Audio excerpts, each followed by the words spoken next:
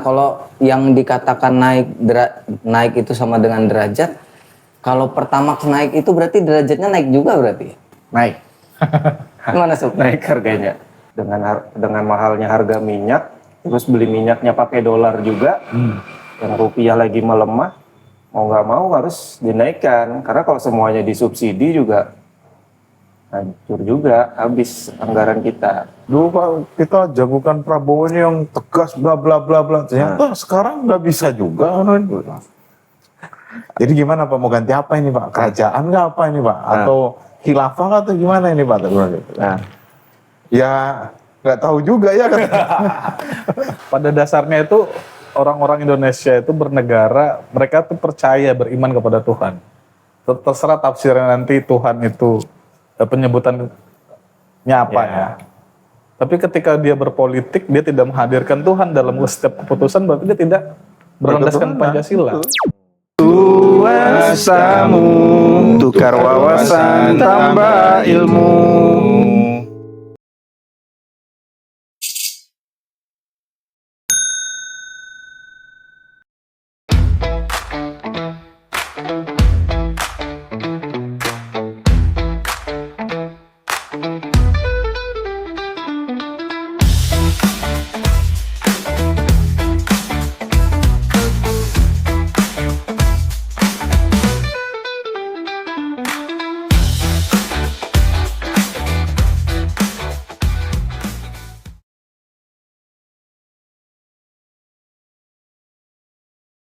Selamat buat saudara-saudara muslim kita yang sudah melaksanakan ibadah haji dan Haji? beberapa sudah pulang ya dari tanah suci Oh iya. dengan atribut-atributnya, mungkin beberapa suku yang ternama Sulawesi terutama ya, kan itu Wajib itu. Berubah pakaian langsung. ya langsung Pesawat udah ganti. tradisinya ya. Kalau di Jawa ada nggak sih? Tempatmu Pak? Atau Sulawesi juga tuh? Kalau kami hajinya gaib. Iya jelas. Wah, Terowongannya itu nggak bisa disangkal itu. tapi kenapa sih istilahnya itu naik haji? Kenapa nggak ya ibadah haji aja gitu? Tapi ada istilah-istilah yang ya dari dulu sampai sekarang kan istilah orang tuh kan naik haji. Apa sih naik haji itu? Bingung juga nih jawabnya nih. Kayaknya memang di Indonesia aja itu. Kayak misalnya di sini nih, dari mana? Dari hulu ke hilir, turun jarnya. Naik, Mudik, milir. mana mau naik? Nanti ke hulunya. Apakah karena derajatnya naik? Mungkin bisa jadi, Ya bisa jadi. karena sudah lengkap kan Oh begitu. rukun Islamnya. Nah kalau yang dikatakan naik itu sama dengan derajat, kalau Pertamax naik itu berarti derajatnya naik juga berarti? Naik, Gimana Sob? naik harganya. Kan dolar naik, oh derajatnya dolar berarti naik. Pada ronnya nggak nambah ya. Kenapa naik ya? Ya nggak tahu, kok tanya Tapi kan saya. sudah sempat ditahan sama King Bahlil dari sejak perpecahannya konflik Iran itu kan, bahkan sebelum itu juga sudah ada isu-isu bakal naik kan, Venezuela itu yang presidennya Diano itu kan, terus dampak dari Iran juga jelas di situ sudah banyak tuh negara-negara yang menaikkan harga BBM-nya, ya kan. Tapi di Indonesia masih bertahan, tapi kalau kelamaan juga nggak mungkin. Pertama, harga minyak sekarang sudah tembus ke 100 dolar ya per barel. Terus rupiah juga makin melemah. Akhirnya kenapa injok 2 kali nih Indonesia nih? Dengan mahalnya harga minyak, terus beli minyaknya pakai dolar juga, yang rupiah lagi melemah, mau nggak mau harus dinaikkan. Karena kalau semuanya disubsidi juga hancur juga, habis anggaran kita. Mau nggak mau naik.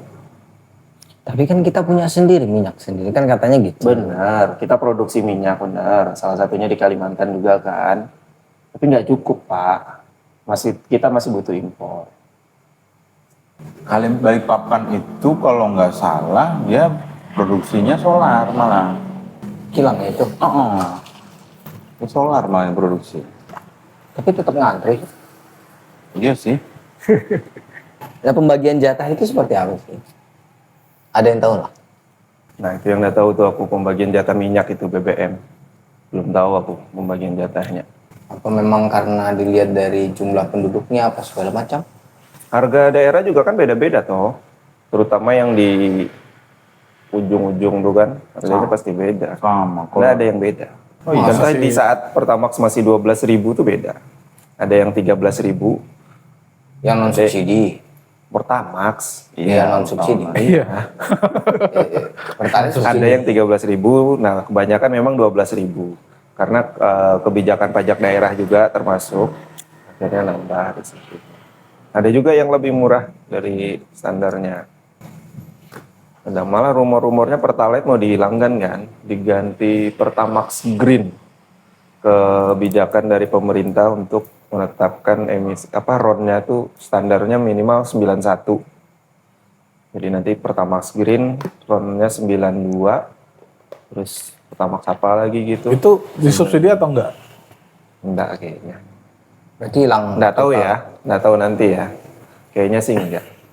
Kalau Pertamax sendiri kan aku dengar tuh beberapa ya bahasanya dari tim suksesnya. Yang naik itu kan yang non subsidi. Iya. Yang subsidi kan nggak naik nih. Hmm. Nah itu tuh nggak dampak berarti katanya. Kok bisa? Karena yang berdampak itu yang subsidi itu katanya gitu. Kalau yang non subsidi itu nggak berdampak. Cuman ada beberapa argumen orang ketika yang Pertamax ini Dinaikkan. dinaikkan itu kan kalangannya untuk menengah. Bener. Nah yang menengahnya yang mati gitu. Banget. Menengah ini sudah nggak dapat subsidi apa-apa kan? Tapi yang Dibilang bawah, kaya juga bawah bagaimana? Apakah ada dampaknya? Dampak dong. Yang menengah tadi kau bilang kan? Enggak, yang bawah, yang bawah. Enggak, pertama. Menengah nih. Hmm. Pertamax ngerasa sudah makin nggak sanggup beli nih. Otomatis banyak yang pindah ke Pertalite. Pertalite jadi makin banyak dong antriannya dong. Makin sedikit jatahnya jadinya akhirnya. Terdampak juga nih yang seharusnya dapat subsidi. Terus kenapa apa semua itu bukan hanya minyak naik ya? Ya. Pajak juga naik. Kemarin ganti oli naik sudah. Iya. 70.000. Ya, termasuk minyak juga sih oli. Iya, iya. Nah, oli itu pakai Iya, maksudnya selain oli ya pajak termasuk. Pajak naik. Bahan-bahan ya. Kalau kemarin ganti oli itu berapa ya? 70. Biasanya kan nggak sampai segitu. Itu sudah 70 mungkin sama oli Garden sudah. Sudah naik, Mas. Oh, Iya, naik tuh. Dampaknya. pengaruh naik haji kah atau ada pengaruh sama haji nggak ini? Tiket pesawat naik loh. Naik. Naik. Bukan orang kemana? Oh iya, ada mahal ngaruh tuh. nggak? Banget. Apalagi mau liburan nih. Bukan masalah liburannya ya, karena aftur juga naik. Dari yang 15.000 per liter Jadi jadi 25.000 per liter. Hanya 10.000 tuh. naik. Jadi sekarang Berapa tiket persen tuh? 100% ke Jakarta yang dulunya pesawat itu sekitar 1.100.000, Oh, ini naik. sekarang jadi 2 juta. hampir 2 juta, bahkan sampai nyentuh 2 juta. Ini katanya si general manager dari Bandara Sam Seminggan. Barusan tadi aku baca beritanya. Oh, enggak telepon. Kirain kenal gitu kan. Kejauhan. Relasi sampai ke situ. semuanya naik ini. Dan papa naik semua. Itu yang turun apa? Suara dalam. Kalau naik terus nggak muat, Pak. Di sensor deh. Yang turun ini si dompet, Mak. Karena gaji nggak ikut naik, Pak. Gimana dong? Iya lagi. Tuh. Semuanya serba Tapi naik. kalau Ika aman sob, selama negara ini berdiri. Ya kan sama aja, Sama Pak. aja, kan naik juga. Sama aja. Iya, tapi tetap aman masih bergaji kan. Tapi yang UMKM, yang termasuk apa CV ya? Berapa Ya, itu pajaknya naik? Pajaknya naik. Tinggi banget itu. Dari berapa sampai ke berapa? Pastinya kan terdampak juga. Iya, tapi kan kan pengeluaran masih aman so masih. pengeluaran ya kalau kelaparan enggak, cuman kan ya tetap terdampak Ya juga. paling ganti merek rokok ya. Iya lagi kalau sudah laki-laki rokoknya Namanya ilegal. unik-unik, enggak namanya nama rokoknya unik-unik sudah. Ini Legalitas sudah dilawan, udah ada sesuatu yang salah di situ. ini ada. Ini karena kinerja pemerintah kita atau kayak mana ini kalau menurut kalian? Nggak murni dari pemerintah sih. Ya tadi yang Karena banyak apa saya lihat di media sosial kan. Bah, pemerintah ini pidatonya Prabowo bahkan di posting, di repost, dikomentari dengan komentar-komentar yang negatif. Bahkan kinerja-kinerja pemerintah diserang di berbagai macam arah gitu. Nah, benar. bagaimana pandangan kalian gimana? Misalnya kamu udah sebagai orang pemerintah nih. Enggak, aku tadi sore ngobrol sama tetangga kan, tak bilang begini. Kebetulan tetangga ini kan dulu pendukung Prabowo garis keras. Bukan garis lucu tapi garis keras. Garis lucu. Jadi waktu 10 tahun Jokowi menjabat, selalu beliau bilang gini. Coba Prabowo yang naik, kita nggak bakal susah kayak gini. Wah, gitu kan. Sekarang Prabowo naik tambah susah, pusing nggak jawabnya gimana. Jadi sebenarnya apa yang salah? Dia ini? bilang pemilih Anies, ya ini karena tidak memilih pemimpin yang soleh. Masya Allah. Nah iya kan, kalau pemimpin soleh insya Allah gitu. Ini sama aja. Sekarang ngomong begitu sama Anies, nanti Anies naik, Anies begitu naik, lagi. parah lagi kan. Nanti siapakah lagi dia harus dicarikan. Jadi Selalu akhirnya begitu. pembahasan kan lanjut kan. Akhirnya kayaknya memang ada yang salah dengan sistem pemerintahan kita. Ganti khilafah. Sistemnya lagi yang salah ini sekarang. Ada yang salah sama sistem pemerintahan ini. Makanya ganti presiden juga tetap aja gitu. Dulu Pak, kita jagokan Prabowo ini yang tegas bla bla bla bla. Ternyata sekarang nggak bisa juga. Jadi gimana Pak, mau ganti apa ini Pak? Kerajaan nggak apa ini Pak? Atau khilafah atau gimana ini Pak? Nah, ya nggak tahu juga ya. Masih belum ketemu solusinya dia berarti. Ya kalau aku pendapat sih begini, kinerja pemerintahan bisa jadi ya salah satu faktor. Faktor yang lain juga jelas dalam keadaan global Ekonomi ya, global. ekonomi global, konflik dan lain-lain itu juga pengaruh. Ya banyak faktor lah, termasuk juga kan kayak kerusuhan-kerusuhan yang ada itu kan bisa kemungkinan besar ditunggangi juga sama luar. Mungkin. Supaya negara kita tuh nggak mungkin, itu memang ada kemungkinannya. Ya makanya mungkin kan berarti. Kan kemungkinan. Malah nggak mungkin. dia bilang. Mungkin tuh lebih cenderung enggak gitu loh. Kemungkinan itu lebih cenderung iya gitu. Padahal cuma nambah imbuhan aja dong. Oke. Ya lebih cenderungnya iya gitu kan, ditunggangi. Ya memang kerusuhannya tuh ada, kegelisahan masyarakat sekali ada memang. Sama yang terjadi kayak di Samarinda, Kaltim gitu kan, terus di Jakarta, di mana-mana. Ya memang kegelisahan masyarakat itu ada, tapi ada juga yang bumbuin gitu. Supaya negara kita tuh makin kacau, makin tambah kacau lagi gitu. Banyak faktor memang. Terus bicara juga tadi pemimpin. Ya negara kita ini nggak bisa kita pungkiri, memang sistem kita tuh udah saling terikat. Kebiasaan saling menyandra itu kan sudah jadi kebiasaan gitu. Semuanya saling pegang kartu asnya, kartu trupnya masing-masing pegang. Jadi pada nggak bisa mau digulingkan yang sana nyangkut lagi ke sini, mau sini gulingkan nyangkut lagi ke sana lagi, sana gulingkan nyangkut lagi sini lagi, sangkut. Jadi serba repot gitu, serba susah jadinya. Maka kalau nggak ada pemimpin yang bahasanya tuh ujung dari pembahasan sama tetangga, memang kita butuh pemimpin itu yang gendengi gitu. Harus Gendengi berani. gitu. Ya, Apa itu gendengi? Gila. Oh, Bukan. Berani gila. ya. Akhirnya diambil contoh itu presidennya Cina sebelum Xi Jinping. Aku lupa namanya. Si Jinho. Lupa aku namanya. Jadi ini ceritanya tetangga gue yang cerita nih kan. Beliau itu memang berani, waktu awal menjabat itu disiapkan 100 peti mati. Ya. Korban medsos juga ya. 100 peti mati. Jadi 99 itu untuk para koruptor, satu itu untuk dia. Wah, gitu. Jadi memang benar-benar kita butuh pemimpin yang gendengi gitu. Nah, nggak tahu kapan kita bakal punya itu, Bos. Itulah. Apa menurutmu perlu pemimpin yang berdiri tanpa partai, independen? Akhirnya dia nggak perlu apa namanya tadi politik balas budi apa segala macam. Bisa.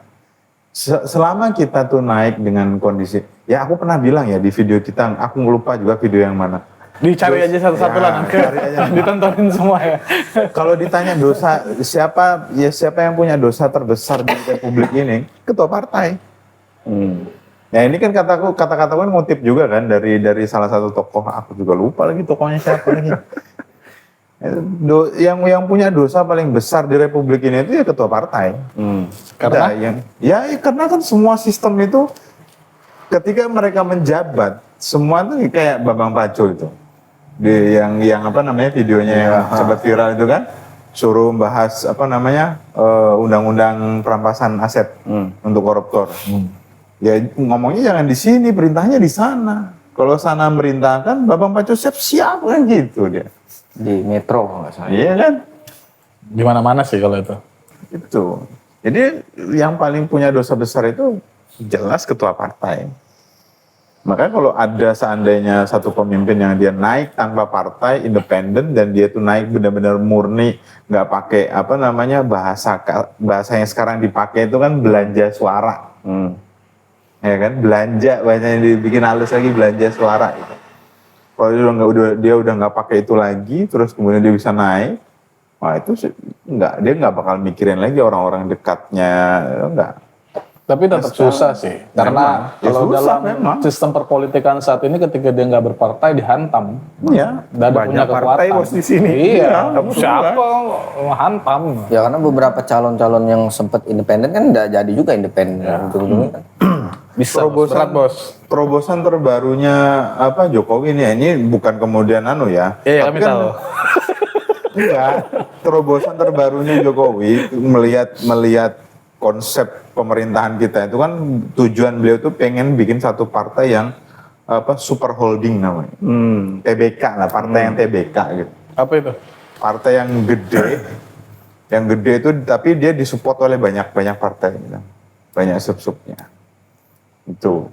Makanya PSI. Akhirnya kan beliau keluar kan ya, walaupun dulu isu PSI ini punyanya Jokowi, isu-isu. Sekarang nyatanya keluar, saya siap sampai ke kecamatan, saya masih sanggup gitu. Saya akan lawan. Enggak lawan. Nah, lain lagi kayaknya itu beda pidatonya. itu kan apa tagline-nya dia kalau sudah kan. Kalau sudah jepit 4. Saya kan nggak pernah ya. Kamu aja sebelum 4 itu. Ngomong apa ini? Nggak ada yang tahu. Tuh ya, kalau memang bisa bagus, kalau memang belum bisa ya berarti mungkin bisa jadi belum waktunya. Salah satu kata Mbah Nun kan ya apa namanya, kamu kemarin susah 10 tahun, ya jangan nyerah dulu, nanti kamu tambah susah lagi 10 tahun lagi. Kata Mbah Nun gitu.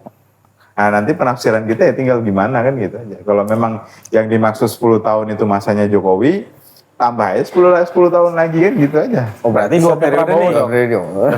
Ya bisa jadi Prabowo 2 periode, bisa jadi juga agak presiden diganti tapi Ya. tetap sama aja. Kan Siapa yang tahu diomongin tahun aja yang tadi. Katanya pemimpin soleh tadi mau nyoba-nyoba juga kan ya Mungkin. supaya pengen tahu kan. Sebut nama. Sebut nama. Anies Rashid Baswedan. Nah, mantap. Ya karena aku mikirnya gini, mereka itu berani berbicara banyak ketika mereka belum menjabat. Pasti. Tetapi ketika sudah menjabat, mereka baru tahu gimana susahnya, kompleksnya, rumitnya ngatur satu negara yang sekali lagi kita tuh saling nyandra ini tadi. Saling balas budi ini tadi. Oh itu nggak bisa, susah Pak. Banget. Susah, apalagi ini baru di dalam negeri ya. Tekanan dari luar negeri itu luar biasa loh. Ya, sebelum menjabat kan air itu dari atas. Iya, itu Itu melawan Sunatullah. Iya, ini itu akhir tuh, nah ternyata ketika jadi gubernur kan Nah, itu tetap aja dilarikan ke laut juga kan. tetap aja juga berakhir. Itu kan semua aspek lah. Ya ibaratnya kayak kita nonton bola walaupun kita nggak bisa nendang tapi jago komentar. Kalau masih sistemnya begini, mau pemimpin soleh pun nggak akan ada perubahan apa-apa. Jadi ini Maksudnya itu tadi. sistem ini Rip, bahasa-bahasa ini kayaknya bahaya nih. Ya kan aku Nggak bahaya juga, kan belum tahu gantinya seperti apa. ya, ganti presiden kan bisa tuh. mungkin bisa jadi gini, bukan kemudian ganti sistem nggak juga, tapi perbaikan, pembersihan kembali kepada pure murni fundamental kita Pancasila, Undang-Undang Dasar. Ya. Kalau memang benar ini kita jalankan benar kan harusnya nggak ada yang salah gitu nah. Cuman karena semua itu berlindung dengan itu, dia dicari celah-celahnya, mana-mana celah-celah yang bisa diakal-akali ya, yang begitu-begitu kan ya. Bikin akhirnya peraturan di sana juga. itu udah. Nah, pertanyaannya sekarang itu orang-orang tuh menjadikan Pancasila sebagai dasar nggak? Ya cuma Dasar bernegara. ternyata nyatanya kan cuma jadi sampai di lisan Kayak gini aja kan. Ketuhanan yang Maha Esa. Pada dasarnya itu orang-orang Indonesia itu bernegara, mereka tuh percaya beriman kepada Tuhan. Terserah tafsirnya nanti Tuhan itu penyebutannya apa ya. Tapi ketika dia berpolitik, dia tidak menghadirkan Tuhan dalam setiap keputusan, berarti dia tidak berlandaskan Berketuhanan, Pancasila. betul. Ketika dia musyawarah, membuat undang-undang, bahkan dia melakukan penerapan undang-undang, misalnya penindakan dan lain-lain, tidak ada ketuhanan Maha Esa di situ, berarti dia tidak Pancasila. Nah, kalau orang bertuhan kan nggak berani harusnya. Tahu dia ada CCTV yang lebih canggih lah, ada yang maha melihat gitu kan. Yang kalau dulu kita kalau berdosa tuh dibilangin itu ada catatannya biar mandi nggak kehapus itu. Jadi waktu kita mandi kan kayak mana ini ya? Pernah nggak gitu kan? Nggak Oh pernah. iya, tapi kan nggak iman memang. Wow. Pak dosen gimana menghadapi situasi kondisi ekonomi kita yang saat ini nih? Ada trik dan tips mungkin? Yang tips. Pada Berat pertanyaannya.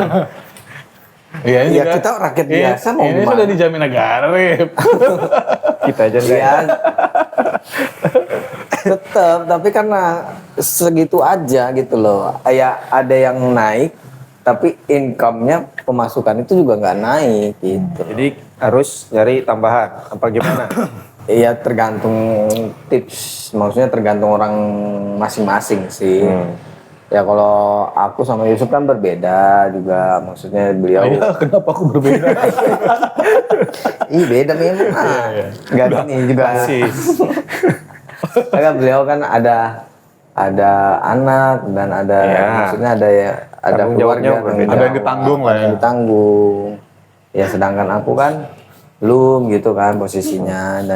Kamu kan ada tanggungan juga dong. Iya betul, cuman kan nggak sebanyak Yusuf gini loh. Iya. Apalagi ini kan juga harus diperhitungkan Iya, harus ini. diperhitungkan. Nggak bisa nih dihitung itu. Iya gue. Ya trik masing-masing Untuk orang kamu pasti- sendiri deh, untuk mengakali ini nih. Gak usah ke bangsa Indonesia dulu lah. ngikutin ini aja lah, ngikutin kemauan kebijakannya pemerintahan efisiensi. Jadi kamu percaya nggak Efisiensi. pada intinya sama pemerintah atau enggak sekarang? Pemerintah pasti bekerja pasti dong. Apalagi kan Percaya nggak? ya percayalah pasti mereka bekerja pasti. Nggak mungkin. Iya kalau yang dibilang Yusuf tadi ada kemungkinan permainan pasti kemungkinan. Enggak kemungkinan itu Bang. Kan tadi bilang kemungkinan gimana sih kalau Oh yang luar mungkin? negeri kan? Enggak ya di dalam aja, internal itu kan pasti ada kemungkinan permainan. Terus kalau percaya atau enggak tadi kan ya semua bekerja lah ya. Apalagi kayak Seskap kan, itu kan kerja mati-matian itu. Apa aja dikerjain pokoknya katanya kan gitu tuh. Ngurusin apa aja gitu. Maka wakilnya aja kan nggak kelihatan, malah sering kesorotnya tuh Seskap. Iya, aku sampai lupa siapa sih wakilnya. Ya karena orang bekerja tuh nggak perlu disorot terus sama kamera. Masya Allah. Kalau disorot terus kan nanti pencitraan, Anda disorot, mana wakilnya? Gitu. Itulah kita manusia Indonesia ini. Mana wakilnya ini yang sudah Iya. Namanya juga netizen. Iya disorot terus pencitraan, udah disorot nggak ada. Iya, gitulah. Ya pokoknya yakin bekerja walaupun tadi ada kemungkinan terburuk seperti itu, dan juga kalau aku pribadi ya mau nggak mau harus menghemat efisiensi, tidak apa namanya, tidak mengeluarkan outcome-nya itu tidak terlalu banyak daripada income-nya seperti Ya itu. dari Juga nasi investasi. ganti ya ke jagung. Enggak gitu Nggak juga. gitu juga sih. Kayaknya lebih mahal jagung. Oats. Makin Ya sama kalau bisa investasi apa gitu kan. Atau ada usaha lain lah, bener kata Arif tadi. Masalahnya nggak ada yang bisa diinvestasikan ini. Ya kalau Arif kan Gaji sudah kecil. Iya. sudah pasang keran meteran yang lain kan. Jadi tinggal buka sini. Nah, Kan dulu dari bapaknya juga sudah nurunkan iya. dulu. Kalau aku kan langsung hujan tuh. Masya. Berat, Udah putus-putus. Wih. berat sih. Apa sih ini? Ya, tapi pertanyaanku yang belum sampai sekarang tuh belum terjawab. Kan katanya Prabowo ini efisiensi nih. Aku beberapa kali sampaikan juga di beberapa video kita. Di kacamata masyarakat efisiensi itu bagus. Mulai dari zaman Jokowi. Jokowi itu sudah mulai efisiensi, Pak. Betul. Tapi memang nggak separah ini. Sudah mulai efisiensi. Cuma dia masih soft masih. Nah, Prabowo ini 2 tahun berturut-turut efisiensi parah banget. Dia sampai demo kan gubernur-gubernur. Nah, sampai di tahun ini aku sempat kemarin lihat datanya itu di 300 triliun lebih. Angka efisiensi itu. Kalau kacamata masyarakat bagus. Tapi kacamata kita sebagai pelaksana ini sakit, Pak. Kita mau gerak nggak bisa. Nah, itu 2 kacamata. Pertanyaanku yang belum kejawab nih. Pertanyaan 300 triliun lebih ini kemana efisiensi? MBG Buat apa? kan. MBG kan 1 triliun per hari. 1 tahun 300. Kalau menurutku Iya sih. ya salah satunya BG. Terus beberapa ya selintingan-selintingan gitu di medsos tuh lewat, karena kan baru kasusnya kemarin senggolan sama mantan apa namanya luar negeri itu, menteri luar negeri itu kan dulu katanya nggak terlalu banyak wakilnya gitu loh. Mantan Menlu itu ya, apa namanya itu? Siapa sih lupa. Ya itulah. Nah sekarang tuh Dino Patijalal. ya, nah sekarang itu wakil-wakilnya tuh banyak gitu loh. Menteri apa aja tuh wakilnya tuh banyak gitu. Seperti terlalu banyak posisi-posisi yang kalau bisa efisien ya benar, kalau bisa Ya efisien. kan dulu udah dirampingkan sama Jokowi nih. Sudah dirampingkan banyak beberapa kementerian yang digabung. Iya kan? Menterinya akhirnya ramping nih jumlah menterinya. Otomatis dari sisi gaji sudah lumayan berkurang. Betul. Ya kan? Karena sekarang kenapa kemudian jadi gendut sekali gitu loh. Itu kan, makanya aku tuh mikir tuh agak kontradiksi gitu. Dia tuh maksa untuk efisiensi, banyak yang dipangkas, kita di bawah tuh sakit. Jalankan pemerintahan tuh sakit gitu. Mau ngasih pelayanan tuh sakit. Kita diperintahkan dari pusat program, tapi nggak ada duitnya. Kita disuruh cari duit kemana? Jalankan program. Suruh cari investor. Kan lucu gitu loh. Tapi sedangkan kementerian ini gendut sekali. Ya coba bayangin menteri gajinya berapa, Pak? Gaji menteri kan nggak besar. Iya, gajinya pokoknya nggak besar. Tunjangannya dikira sedikit kah? Ini suara hati ya. ASN, Pak. Karena juga sempat itu gubernur-gubernur bukan demo sih, protes kan. Karena beberapa termasuk gaji P3K yang mereka sudah bingung mau bayarkan dari mana. Karena ada pemotongan termasuk daerah Sumatera itu, gubernur Sumatera kalau nggak salah, yang dia sampai meminta hasil sumber daya alam yang dikelola di daerahnya itu dikembalikan berapa persen gitu. Supaya dia bisa menghidupkan terutama tenaga-tenaga P3K yang belum terbayarkan itu. Tuh. Benar. Memang sakit sih saat ini. Ya, semoga tidak berlama-lama ya. Ya, kata Mbah Nun 10 tahun, Pak. Ya bukan tolak ukur sih. Mbak Nun kan prediksi lah. Ya. Jadi gini loh kawan-kawannya. Ngene loh, Rek. Gitu. Jadi gini Kak, adik-adikku semua ya. Siap ketua. Yang paling tua lo ini. Oh iya. Jadi Aku paling muda. kakak pertama, kakak kedua, kakak ketiga. Saya Dia adik-adik. Sekarang kan. Itu sudah. ini kakak jadi kakak semua. Memang negara kita saat ini sedang tidak baik-baik saja. Dan dengan media sosial yang terbuka itu tentu akan berbagai macam berita-berita yang berseliweran. Jadi kalau pandangan saya sih kita harus juga mencoba menghadirkan point of view yang berbeda. Misalnya gini, kalau saya melihat keadaan sekarang, saya nggak ngerti ekonomi, nggak hal ekonomi, nggak ngerti yang apa keadaan-keadaan yang lebih dalam tentunya nggak ngerti. Cuman tentunya kita harus melihat beberapa sisi. Keadaan sekarang itu seperti yang Arif tadi sampaikan, yang Yusuf juga sampaikan, yang Nggak usah disebut aku. Makanya semuanya udah. dan nanti aku mana kan disebut semua. Tentu keadaan negara kita itu tidak terlepas daripada gangguan daripada luar negeri. Saya melihat salah satu pidato Menteri Profesor Yusril Iza Mahendra. Dunia saat ini bergerak, yang dia cari itu dua, mineral sama minyak. Ya, mineral juga dong. Saya lupa, dia mineral sama apa gitu. Ketika Amerika sudah menghantam Venezuela, gitu, menculik, kemudian mereka juga menginginkan yang namanya Greenland. Dan ketika mau menguasai Greenland agak tertahan. Jadi apa yang dia tuju salah satunya yaitu negara kita, Indonesia. Dan ingat tidak ada negara maju itu yang menginginkan negara berkembang itu maju. Itu mustahil. Kalau memang iya Afrika itu dia nggak busong lapar kayak gitu. Afrika itu bukan tanah yang miskin kan. Ada berlian hitam di situ.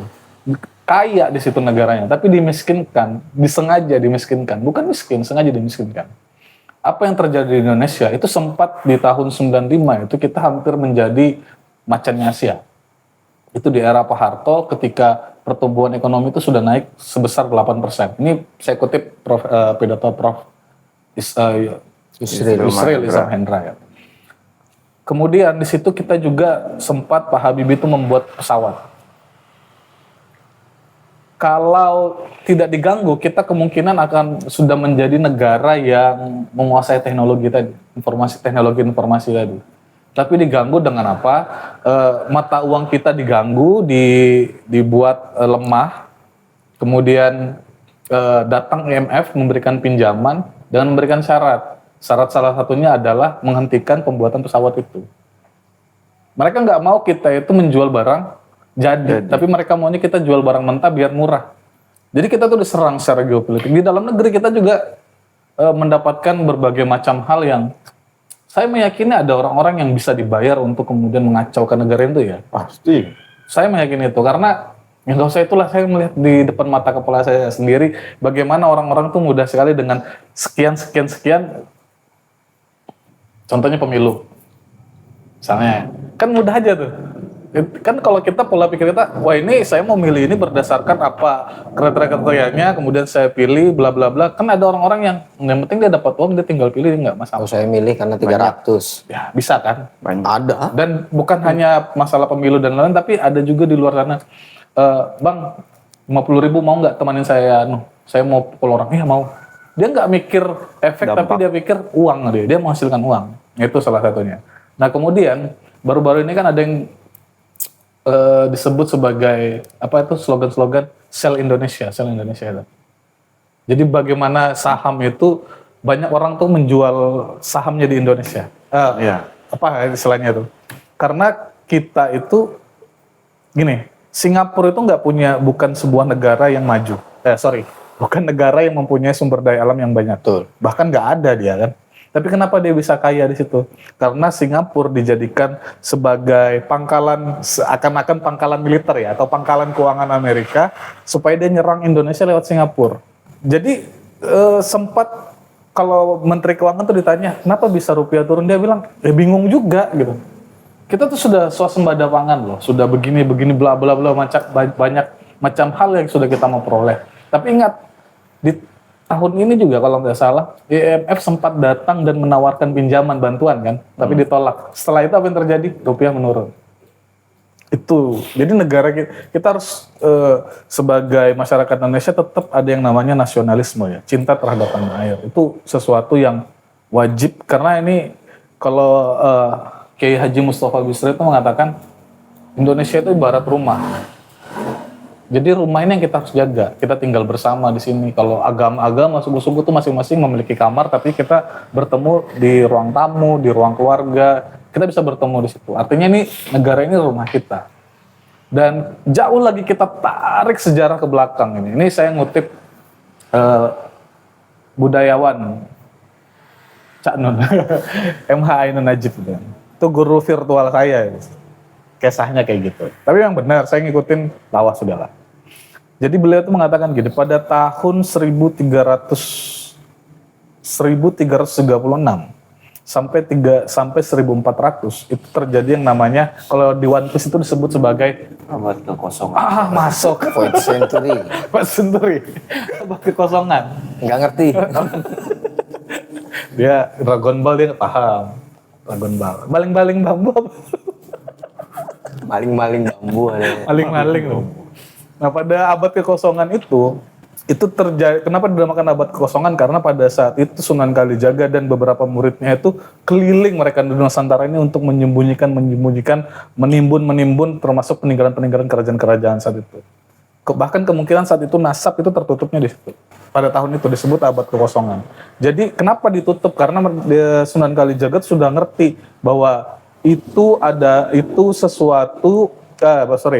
bahwa kedepannya akan datang orang-orang yang dia bukan mau mencari uang aja, tapi mau mengerusak. Nah itu disebut masa Sirno Kerta, apa bahasanya? Sirno Kertaning bumi. Sirno ya itulah ya. Kertaning bumi. Ya itu. Jadi semua itu punya kaitan-kaitan sampai negara kita saat ini. Saya percaya pemerintah Prabowo meskipun tetap ada kurangnya ya. Dengan tekanan geopolitik saat ini, bagaimana Prof. Yusra itu mengatakan gini, ketika Venezuela diserang itu, kan termasuk Indonesia nggak berani ngomong, itu perbuatan yang menentang HAM Belanda berani. Kalau Singapura berani, Malaysia berani. Bukan kita ini nggak berani, kita ini tetap mencari aman ya. Titik aman. Kita bermain di politik bebas aktif. Karena kalau kita kemudian dengan lantang seperti itu, ingat yang dipertaruhkan itu bukan hanya pemerintahan, tapi seluruh Indonesia. ya, kita saat ini sedang pelan-pelan mulai mau mengalami lagi masa-masa penjajahan yang musuhnya itu bukan hanya di luar, tapi dalam negeri kita sendiri. Itu. Panjangan aku ngomong, Rek. Singkiranya nih. Ya sebenarnya sama kan kayak tadi yang tak sampaikan di awal tadi kan. Ya bahwa semuanya itu saling terikat. Satu di internal negara kita tuh saling secara teknis lagi dari penjelasanmu kan. Kita tuh saling terikat. Sistem kita tuh udah begitu dah, politik kita itu. Dan tidak menutup mata juga tekanan dari luar tuh luar biasa. Makanya tadi biarpun presidennya itu orang soleh. Bisa. Orang Solo. Udah. Kalau orang Solo udah lewat kan. Kita sudah bisa lagi bersaing Mas. kita udah nggak, maksudnya kan sudah ada faktanya kan gitu kan, nggak bisa dirubah lagi, udah lewat ya, kita sudah bisa nilai masing-masing, sudah ada yang suka nggak suka itu udah masing-masing. Tapi kalau yang orang soleh ini kan belum kejadian nih ya itu kan. Kalau seandainya pun kejadian, seandainya gitu ya, walaupun aku nggak bakal dukung juga.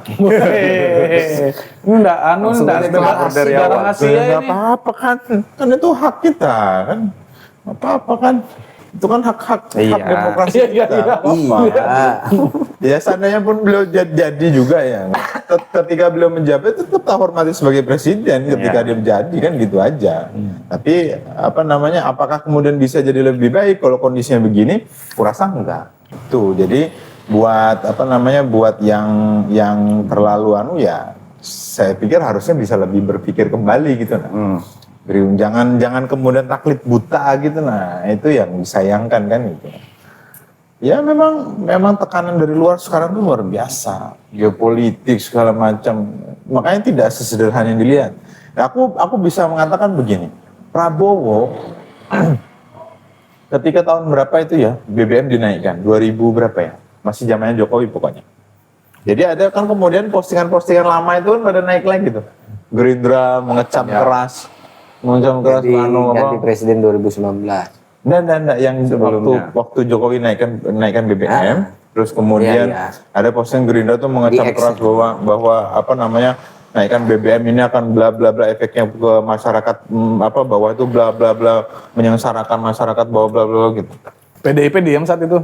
Kan dia lagi mimpi. Sekarang kemudian ketika dia naikkan ya mau nggak mau gitu loh. Memang begitu keadaan kita. Dulu ketika dia di luar, ya sama kayak contohnya gini lah, Fahri Hamzah deh, kita lihat. Fahri Hamzah tuh dulu waktu jadi DPR gimana vokalnya? Wah, keras. Tapi sekarang ketika dia masuk pemerintahan gimana? Anyep.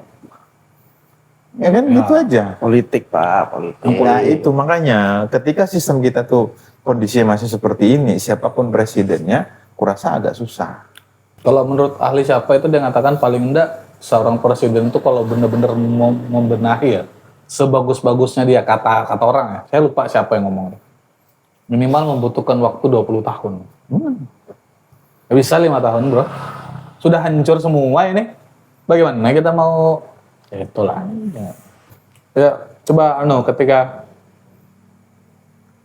Ali itu ditanya, Ali siapa nih? Ali bin Abi Thalib. Ali aja. Ali Mudin ya. Oh, Ali ini banyak. Ali bin Abi Thalib ditanya, dulu waktu Abu Bakar itu menjabat, itu semua tenang. Tapi ketika kamu menjabat kok rusuh gitu ya?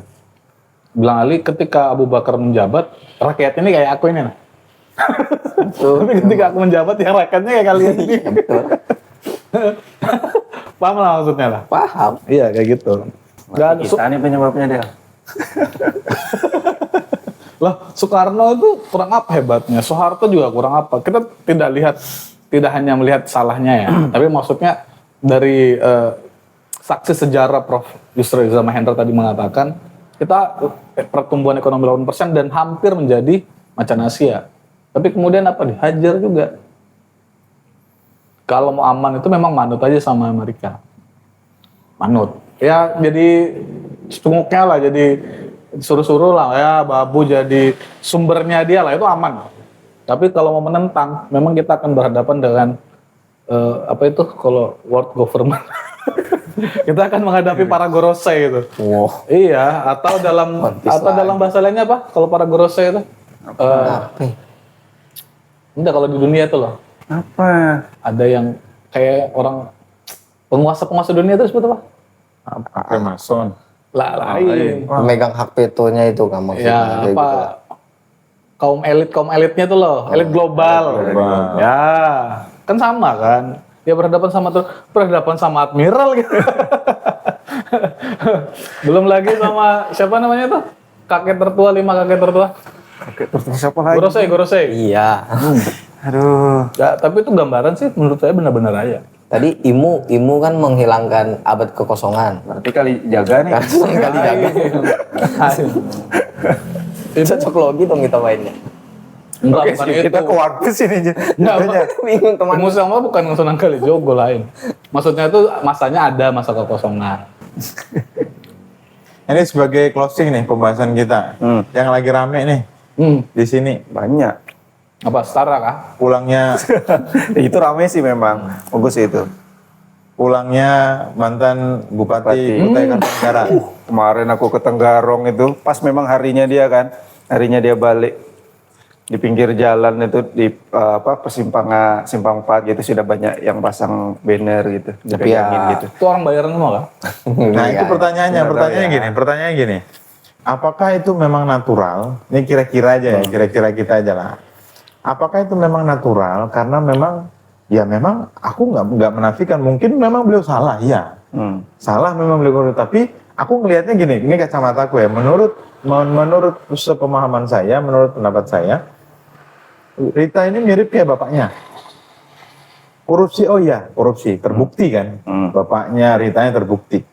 Perkara itu di persidangan, ya itu urusan persidangan lah, kita nggak tahu detailnya. Tapi nyatanya memang pembangunan luar biasa, Pak. Zamannya bapaknya, zamannya Rita itu sama, Pak. Ya, jembatan tuh kayak mana tuh? Luar biasa Pak. Makanya masyarakat tuh banyak yang senang gitu nah. Nah makanya apakah ini memang natural karena masyarakat ini senang sama dia, antusias, menanti-nantikan dia pulang kembali untuk kemudian dilulukan jadi KT1 gitu. Nah kita coba ngelihat sejarah Pak.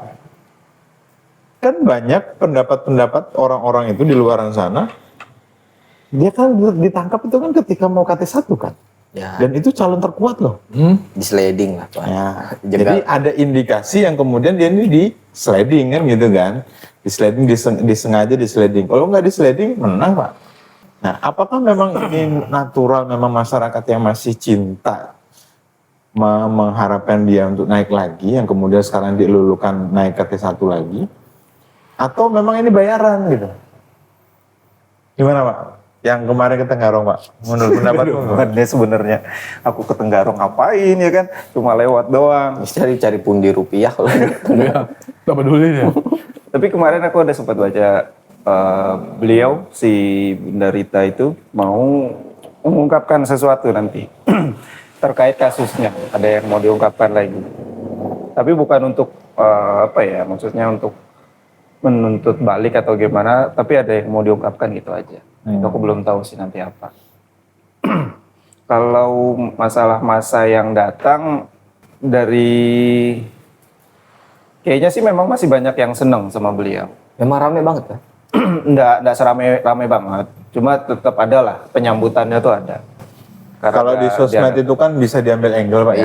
ya, Bisa diambil angle ya, bisa diatur itu. tapi memang ada yang nyambut. Ya mungkin ada yang bayar, tapi masyarakat juga masih ada yang seneng kok sama beliau. Gimana Pak? Waduh. Ya aku yang penting pakai helm lah ya. Karena kan di video yang beredar kan Nggak pakai helm? nggak pakai helm. Ya, Dan lihat takut-takut. view yang lain ya, boleh lah. Ya kan keselamatan utama. Utama. Nah, Dan sesuai undang-undang juga kan. Iya dong. Tetap lah. Iya sama sih. Kemungkinan besar masih dicintai sama rakyat, khususnya rakyat Kutai Kartanegara ya. Karena beliau mantan bupatinya. Pasti ada kesukaan. Walaupun ada yang nggak suka juga kayaknya ada. Karena mungkin beberapa yang pernah aku dengar lah mungkin. Nah, satu hal dan lainnya lah. Kebijakannya atau apa gitu. Kalau ya makanya karena POV-nya kita melihat hanya dari media sosial gitu. Iya. Jadi aku nggak bisa menjawab itu. Nggak takutnya settingan gitu ya. Itu bayaran kah teman? apalagi kita juga tinggalnya kan di Samarinda, nggak ngerasain saat pemerintahannya beliau di sana kan. Ya kan yang kita malah mendengar rekan-rekan yang tinggal di Sana. daerah situ sih. Ada yang senang, ada yang berkeluh kesah, ya wajar. Kalau pemerintahan mah ada haters, ada pasti ada lah. Nggak perlu kayaknya itu di rolling tuh. Sekalian closing Iya statement. sekalian Ya, close. Kenapa anda kemajuan yang closing? Oh, nanti kan potong lagi. Enggak, kalau kemarin itu aku memang harus Sudah lah. Aku harus kalau yang kemarin. Kalau yang ini nggak apa-apa. Ya kalau pendapatku ya kayak Arif juga, maksudnya ada yang senang, ada yang enggak. Arif sama kayak aku. Ya aku juga berarti sama kayak Ya, sebut juga dong aku. Mungkin andai ada truk gitu kan bisa tulis piye le, masih pengen zamanku toh. Enggak, maksudnya saya bukan orang Gukar, tapi dengan keterbatasan saya itu saya ngelihat ketika jembatan itu roboh, itu tanggapannya cepat betul. Jembatan belum dibangun, kapal feri sudah mondar-mandir. Ya. Itu kan pelayanan yang wah, dan dalam jangka sekian lama itu jembatan tuh berdiri sampai sekarang. Itu Dicarikan penyelam buat nyari korban Tenggarong gitu itu kan. gimana kita ke sana. Weh, megahnya bersih apa pokoknya mantap lah. Ya walaupun Sekarang mungkin Sekarang masih bersih. ya enggak, maksudnya ya sekarang ya. Kan ada juga yang menjabat lama. Terus tapi ada juga mungkin yang protes di daerah terpinggir. Daerah apa tuh? Luar. Ya terluar, terdalam. Ya mungkin itu yang kurang tersentuh. Kadang-kadang ada yang mengatakan kayak gitu. Tapi pada intinya sih suka atau enggaknya ya kembali ke masing-masing. Gak masalah itu. Ya kalau nanti mencalonkan lagi, tergantung hati nurani masyarakat kan. Masyarakat Mau milih lagi mau milih apa enggak kan. Partainya apa? Nah itu. Gampang aja itu. Partai mungkin. Enggak, tapi Pak kalau dia tuh memang banyak yang masih ini ya dukung. Partai datang sendiri Pak. Iya. Lah wakil bupati kan datang ke situ. Wakil bupati sekarang ini Randy. Golkar ya? PDI. PDI. Datang ke situ. Oh, dua-duanya PDI? Enggak. Oke. Si Aulia kan geser ke Gerindra. Gerindra apa Golkar ya? Atau- Gerindra. Baru lagi geser. Aku nggak Udah ngikutin. berapa waktu yang lalu. Hanya PDI yang Setahu aku PDI kemarin. Iya, awalnya PDI. Kan dia Golkar ke PDI. Pindah lagi berarti. setahu kan yang bupatinya yang PDI kan? Sudah ganti. Ini bupati bukan bupati yang Kemarin. Oh iya. Edi Damansa. Ah. Di Daman PDI kan kan? emang PDI. Ya, PDI. Sama Aulia, sama si Randy PDI. Bukannya Randy itu Golkar ya? awalnya Golkar ke PDI. Oh, enggak, awalnya Golkar dia ke PDI. Oke. Waktu itu Kalau nggak salah gitu. Berarti benar kalau nggak salah. dulu itu kuning kan? Kuning. Sehingga tuh kuning. Golkar. Yang A1 Gurita kan? Iya, A1 sekarang kan kuning juga. A1-nya A1, KT1. KT1. Satu. Valid berarti. Kuning juga kan? Ya sebetulnya masuk PSI Pak nanti Pak. Wah, ini Who knows ya kan? benar nih Bang Pesil lah. Nggak ada salahnya. Nggak ada salah, benar berarti. Nggak ada salahnya berarti benar terus. Sekarang kan apa namanya itu? Apa? Threshold itu Pak. Threshold itu. Iya. Oke. Ya kan makin dikecilin kan. Jadi kan partai-partai kecil sekarang masih bisa ikut bersaing.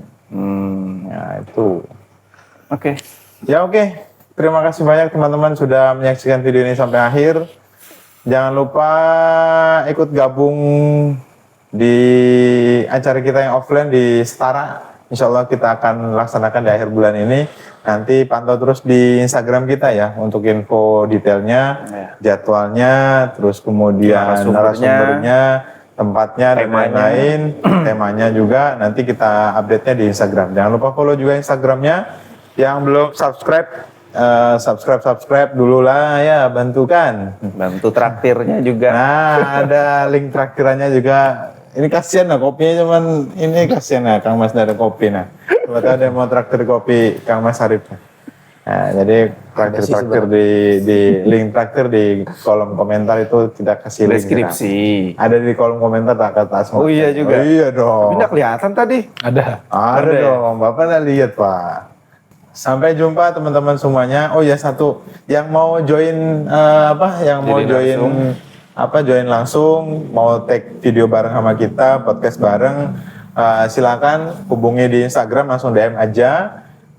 Ada yang mau promosi jualannya mungkin, atau mau cerita-cerita lucu, cerita unik, cerita horor. Nah, ini kita masih tunggu nih. Siapa tahu ada yang mau punya cerita horor nih.